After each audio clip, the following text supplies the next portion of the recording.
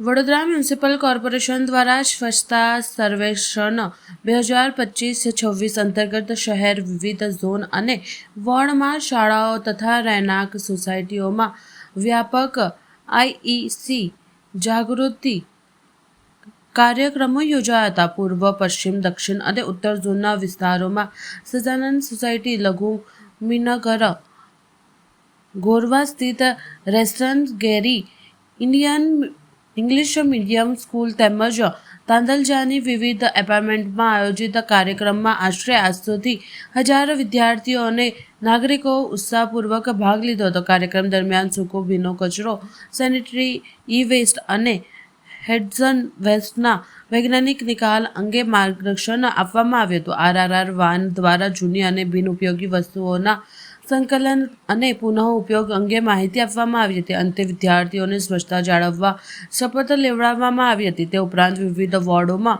પાણીની line leakage અને ગંદા પાણી સંબંધિત ફરિયાદોનો તાત્કાલિક નિકાલ કરવો હોવાનું મહાનગરપાલિકાએ જણાવ્યું હતું.